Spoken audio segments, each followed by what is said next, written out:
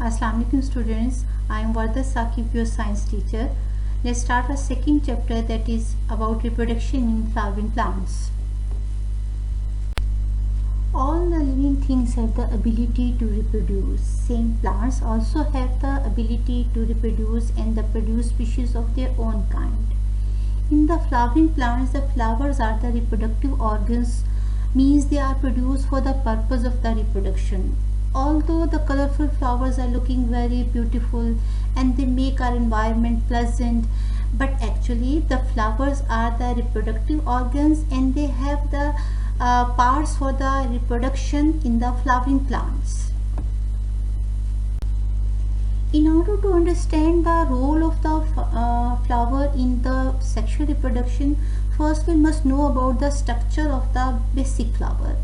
Look over here, the colorful leaves of the flower are called the petals, and the green leaves which are underside the petals, they are called sepals, and in the center portion you can observe the female part of the flower, that is called pistil or the carpel. It has three parts. The upper swollen portion is called the stigma, and the neck-like stylet part is called the style, and at the base there is a swollen part that is called ovary. And inside the ovary, ovules is present, which has the egg cell. Then look towards the filament. It is a male part of the flower and it is called stamen. It has two parts. The upper swollen part is called the anther, which has the pollen grains, and the stalk-like structure is called filament, which attaches the filament or the stamen to the flower. This was whole about your structure of the flower, and you must know about the male and the female parts of the flower. In this slide, I am showing you separately the male part, that is stamen, and the female part, that is carpel or the pistil. First come towards the stamen. It consists of the anther, which produces the pollens. Then filament, it is stalk-like and it holds the anther. Pollen grains are the male gametophyte, which consists of the male gametes, means sperm cells.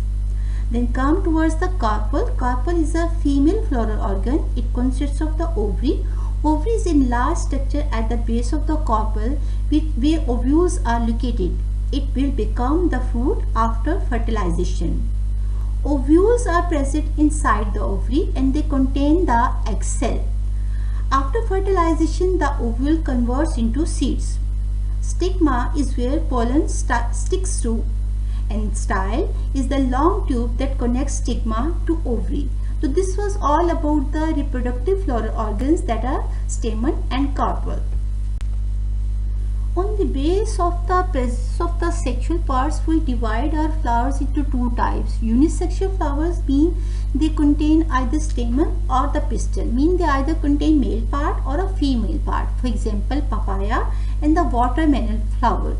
You can easily look the picture of the female papaya flower. It is just as the carpel or the pistil. Bisexual flowers contain both stamen and pistil. For example, hibiscus flower and the mustard.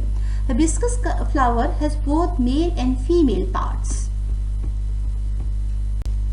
Let's know about the steps in sexual reproduction. The first step is pollination, then germination of the pollen grain. Third step is fertilization, and in the end we observe the formation of the fruit and the seed.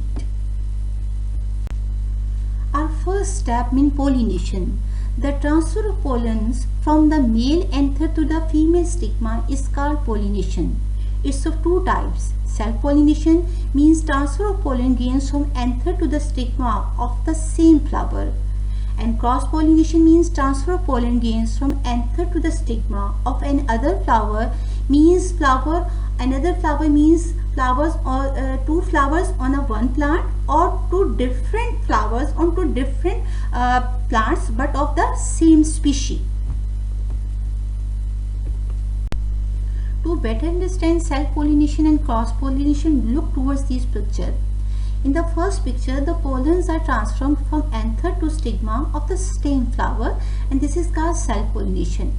In the cross-pollination, the pollens are transferred from anther of one flower towards the stigma of the another flower and another plant as well. So this is called cross-pollination. Pollinators are the animals which play a very important role during the process of the pollination, mean during the transfer of the pollen grains from anther to stigma.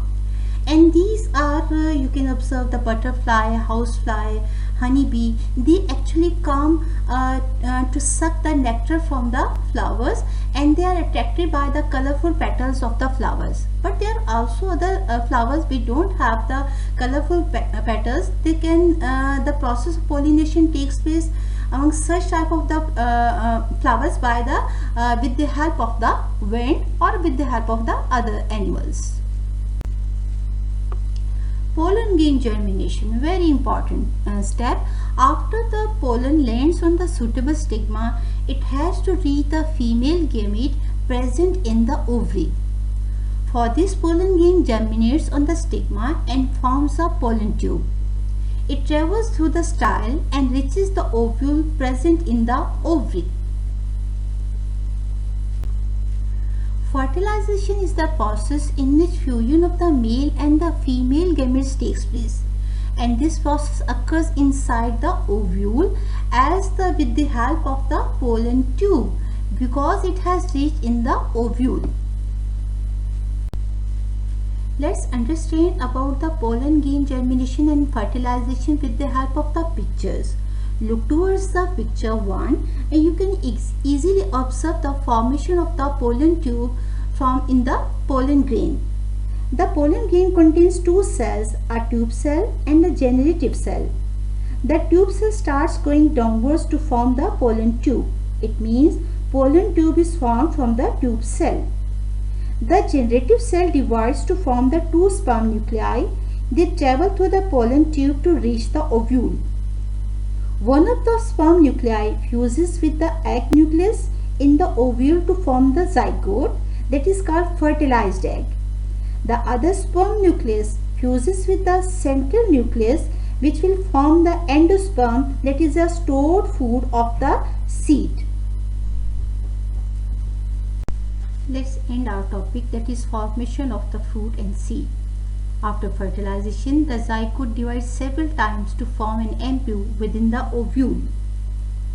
The ovule develops a tough coat and is gradually converted into a seed. The endosperm starts to form. It stores all the provides food for the developing embryo. Each ovule develops into a seed which carries the embryo and the endosperm. The ovary develops into a fruit which carries and protects the seeds. The seeds are released when the fruit is ripe. After, in the last, sepals, petals, stigma, style fall down and the process of sexual reproduction has completed now. Hope so students, now you are able to describe the reproduction in flowering plants. Thank you बच्चों, stay safe.